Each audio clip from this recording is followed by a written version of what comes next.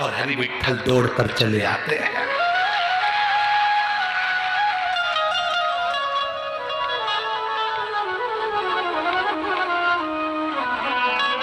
कितना कितना चरित्र वर्णन करा गया। राजा कर्ण की कथा सुनी आप लोगों ने? अरे बोलो, जम के बोलो जरा। महाभारत में कर्ण को पहचानते हो? जम के तो बोलो, पहचानते हो सब लोग? राजा कर्ण की कथा सुनी होगी। कौन था ये राजा कर्ण? कौन था? आप लोग बोले दानवीर।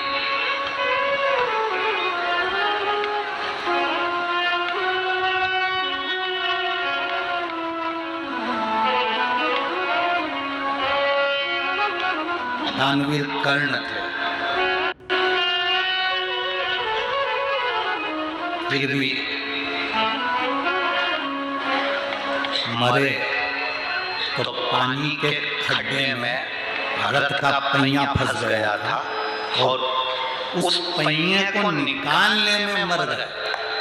जरा विचार करना। कर्म की गति देखिए राजा कर्ण की। जिंदगी भर दुनिया के लोगों ने कहा कि ये दानवीर कर्ण थे, दानवीर कर्ण थे, दानवीर कर्ण थे। सत्यभामा जी ने भगवान कृष्ण से पूछा था, अगर ये दानवीर कर्ण है तो फिर पानी के खड्डे में रथ फंसकर क्यों मरा? भगवान कृष्ण ने कहा, सत्यभामा तुम्हें मालूम नहीं है, जिस समय अभिमन्यु मर रहा था उसने हाथ जोड़कर राजा कर्ण से कहा था, मेरे प्राण छूट रहे हैं महाराज, तुम्हारे पास में थोड़ा सा पानी पड़ा हुआ है, मुझे थोड़ा सा पानी पिला दो, मैं मरने वाला हूँ। मुझे मरते समय लोग गंगा का जल देते हैं, तो मुझे पानी पिला दो, मैं प्यासा हूँ, मुझे पानी पिला दो, मैं प्यासा हूँ, मुझे पानी पिला दो। पर राजा कर्ण एक इंच नहीं हिला, और एक इंच नहीं हिला ना पानी का एक चुल्लू पानी उसको पिलाया, मर गया। तब भगवान कृष्ण कहते हैं, ये कर्म की गति है। जो पानी मांग रहा था अभिमन्यु पीने के लिए, वही पानी धीरे धीरे गलकर भूमि को दलदल कर दिया और उसी में राजा कर्ण फंसकर मर गया। ये कर्म की गति है, ये कर्म का खेल है।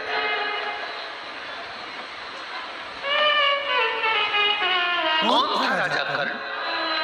पूर्व समय में दुर्दुम्ब नाम का एक असुर, एक राक्षस था। क्या नाम था उसका? दुर्दुम्ब। राजा कर्ण पूर्व समय में दुर्दुम्ब नाम का एक असुर, एक राक्षस, जिसने सूर्य नारायण भगवान की तप साधना करी, आराधना करी, और भास्कर देव की सूर्य देव की आराधना करी तो सूर्य देवता प्रसन्न हो गए।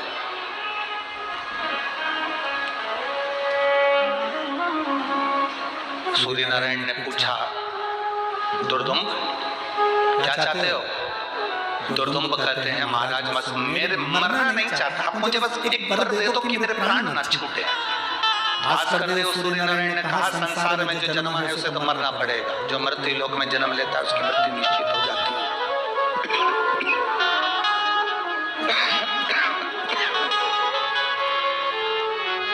जो मृत्यु लोक में जन्म लेता है उसकी मृत्यु निश्चित है, उसको मरना ही, मरना निश्चित है। हाँ, और कुछ मांग लो। राजा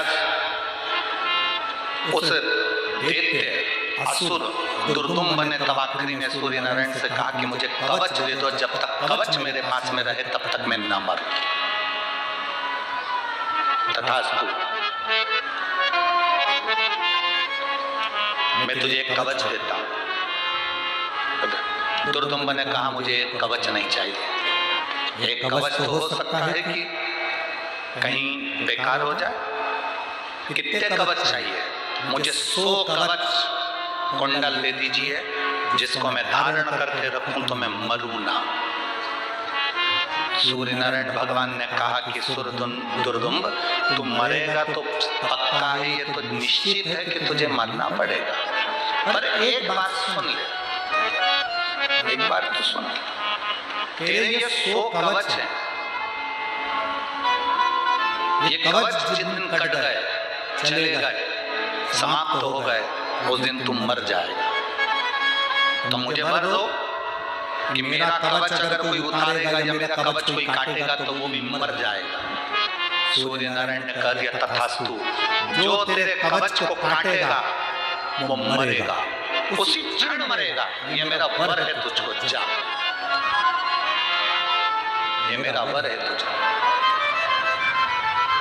प्रसन्न हो गया दुर्दुम्ब, इतना प्रसन्न, हाहाकार मचा दिया उसने, सारे देवताओं को त्रासी देने लगा।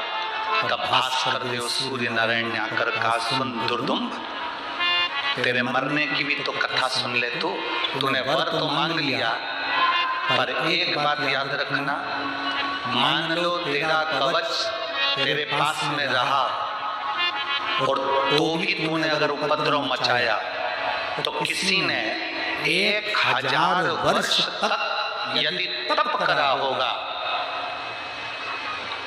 और वो स्थान, वो भूमि,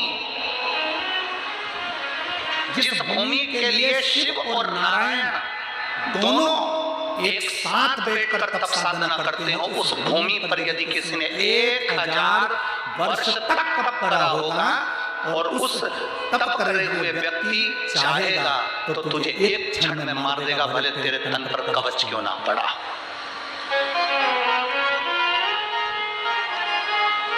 पंढरपुर के सभी माताओं को और मेरी जीजियों को, मेरे जीजाओं को, मेरी बहनों बेटियों को मैं उनके चरणों को दंडवत करता हूँ, उनके चरणों को प्रणाम करता हूँ कि आप उस भूमि पर रहते हो जिस भूमि का बल कितना प्रबल है।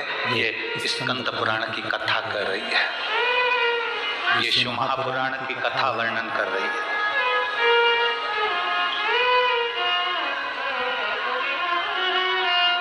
आप जरा विचार करिएगा, अपने भीतर जरा उतारिएगा।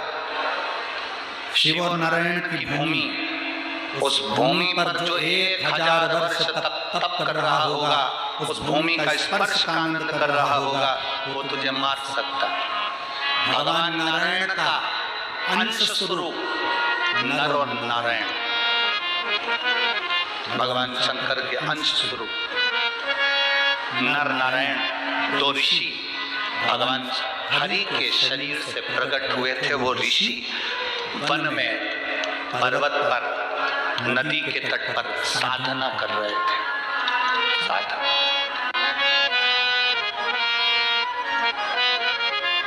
नदी के तट पर साधना कर रहे हैं, वन पर्वत में साधना कर रहे हैं। नर और नारायण दो ऋषि, दो साधु, दो तपस्वी, दो साधक, दो उपासक, दो मुनिवर, दो ऋषि साधना में लीन।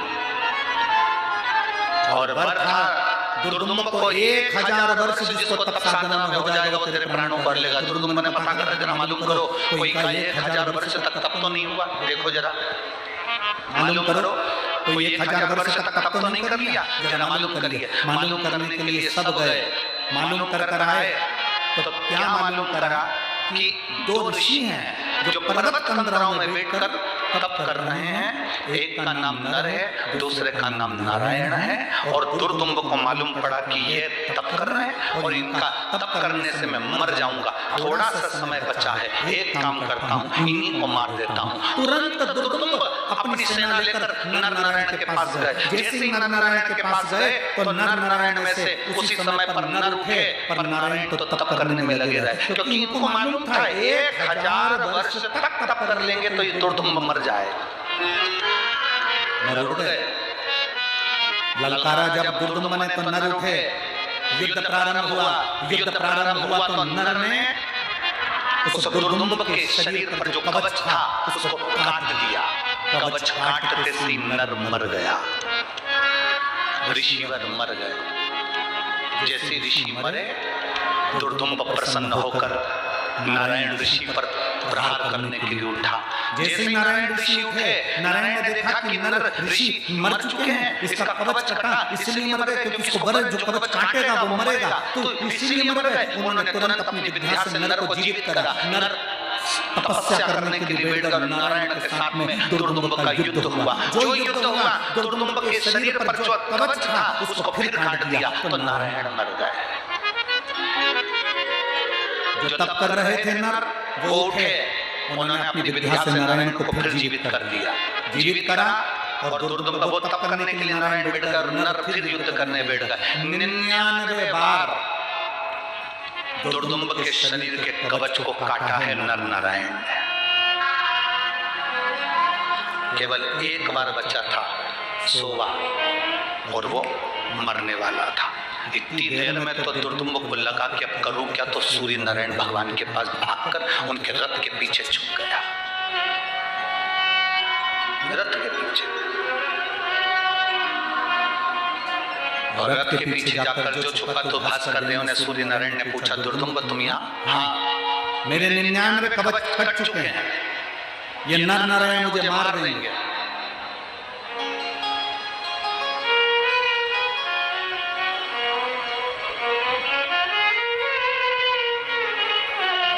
नर नारायण मुझे मार देंगे।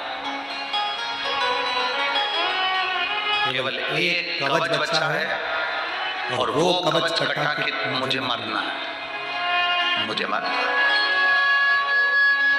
सूर्य नारायण ने कहा, दुर्दुम्ब तुम्हारी मृत्यु तो निश्चित है, तुम्हें मरना तो पड़ेगा। नहीं, मैं मरना नहीं चाहता, मरना नहीं चाहता। ये हो ही नहीं सकता कि नहीं मरोगे। पर एक बात बताओ प्रभु, आपने कहा था कि मुझे मारने वाला 1000 वर्ष तक तप करा होगा तो मारेगा, और ये नर नारायण ने पर्वत में, कंदराओं में, नदी के तट पर जो तप करा, इनको तो अभी तप करते करते मात्र 500 वर्ष, इनको तप करते करते 500 वर्ष हुए, तो इनका 1000 वर्ष कैसे हो गया? भगवान सूर्य नारायण ने उसी समय पर कहा, यदि आप लोग ताप्ती पुराण कभी स्मरण में आई हो, कभी ताप्ती नदी के तट पर जाएं तो ताप्ती पुराण को यदि आप पढ़ेंगे तो उसमें भी इसका चरित्र मिलेगा। भास्कर देव सूर्य देवता ने उसी समय पर कहा, दुर्दुम्ब तुम कह रहे हो कि नर नारायण ने 500 वर्ष तप करा, मुझे मारने के लिए 1000 वर्ष की तप साधना चाहिए तो मैं मरूंगा। तो भगवान भास्कर देव ने कहा, सुनो दुर्दुम्ब, ये नर नारायण सब दूर तप करने के बाद चंद्रभागा नदी के तट पर चले गए, और चंद्रभागा नदी के तट पर बैठकर इन्होंने एक बार मुख से हरि और हर का स्मरण करा, इसलिए इनको 1000 तप का बल प्राप्त हो गया। 1000 तप के बराबर बल प्राप्त हो गया। अपन क्या कर रहे हैं चंद्रभागा नदी के तट पर? अपन कर क्या रहे हैं? बैठकर हरि विठ्ठल का नाम ले रहे हैं, हर हर महादेव कह रहे हैं, श्री शिवाय नमस्तुभ्यम कह रहे हैं। हरि और हर दोनों की कथा का मेल कर कर शिव महापुराण की कथा को सुन रहे हैं। क्यों? क्योंकि हमने हमारी जिंदगी में कोई तप करा कि नहीं करा, व्रत करा कि नहीं करा, साधना करी कि नहीं करी, हमने यहाँ आकर वाणी करी कि नहीं करी, हमने यहाँ परिक्रमा करी कि नहीं करी, हमने भोजन भंडारा करा कि नहीं करा, हमने किसी का मुंह झूठा कराया कि नहीं कराया, हमने यहाँ कर कोई पुण्य कमाया कि नहीं कमाया। कम से कम हम इस चंद्रभागा नदी के तट पर हरि विठ्ठल की पवित्र भूमि पर एक बार भी बैठकर भगवान शंकर की कथा, हरि और हर की पवित्र कथा को यदि सुन लेंगे तो हमारे को 1000 गुना फल अपने आप प्राप्त हो जाएगा। हमें कहीं जाने की जरूरत नहीं। 1000 गुना फल केवल इस भूमि के ऊपर, अगर आपका पांव इस जमीन पर भी पड़ गया तो उसका फल प्राप्त हो जाता है।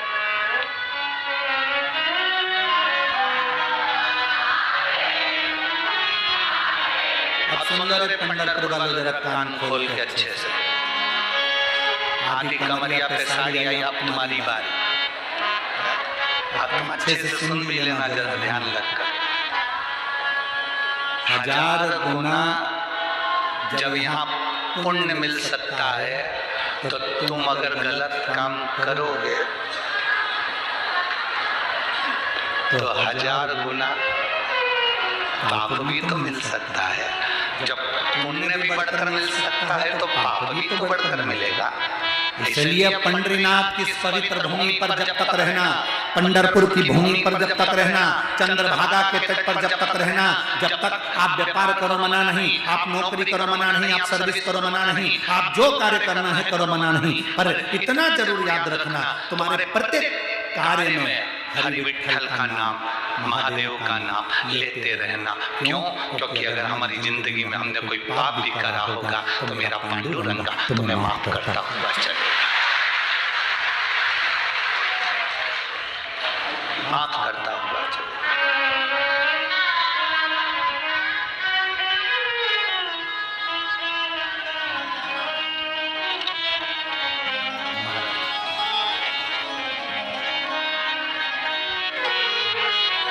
उसका स्मरण करते हुए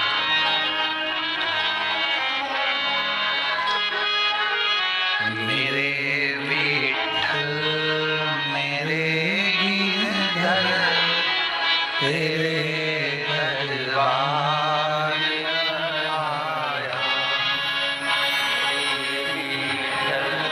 भीतर आपके भीतर भाव जागृत होते हुए उस परमात्मा से अपने हृदय से कहते, मेरे विठ्ठल मेरे